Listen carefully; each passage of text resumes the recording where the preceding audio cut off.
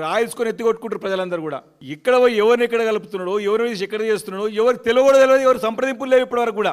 ప్రజాభిప్రాయం ముఖ్యమంత్రి గారు ఇప్పుడు పెద్దలు శ్రీనివాస్ యాదవ్ గారు బాగా చెప్పినారు. ఏదైనా మీ అభిప్రాయం తీసుకుంటా, మీ ప్రజాభిప్రాయం కావాలా, మీ అభిప్రాయం కావాలా, మిమ్మల్ని సౌత్ కొరియా తీసుకుపోతా, మిమ్మల్ని ఎక్కువనో తీసుకుపోతా అని చెప్తున్నాడు. ఎక్కడ వద్దు నాయన, ఇక్కడ మా మాట ఇంటి చాలు. నువ్వు ఏడో కొరియా తీసుకుపోయి మాకేం ఘనకారం చేసే అవసరం లేదు నాయన. రేవంత్ రెడ్డి గారు మా కొంపలు ముంచకు, మా హైదరాబాద్ ప్రజలందరూ కూడా ఏడుస్తున్నారు.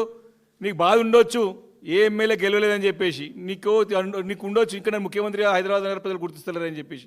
కానీ నీ పాపం తీసుకొచ్చి మా పైన చుట్టకు, హైదరాబాద్ నగర ప్రజలు చుట్టకు. నువ్వు ఏదున్నా నీ సొంత పార్టీ నాయకులను అడుగు నాయన, మమ్మల్ని కాదు. తర్వాత సంగతి అసెంబ్లీలోనే మాట్లాడు. పోయి మా ఇంకో దరిద్రానికి పురపాలక శాఖ నీ దగ్గరనే పెట్టుకున్నావు, ఎవరికని ఇవ్వకపోతేవి. ఎంత దౌర్భాగ్యమైన పరిస్థితి అంటే గ్రేటర్ హైదరాబాద్లో, ఇంత దిగేర పరిస్థితి అంటే హైదరాబాద్లో మొన్నటి వరకు కూడా, ఇప్పుడు కూడా నేలెట్టే లెక్క, గ్రేటర్ హైదరాబాద్ నగరానికి చెందినటువంటి వ్యక్తి మంత్రి లేడు 2 సంవత్సరాల వరకు కూడా.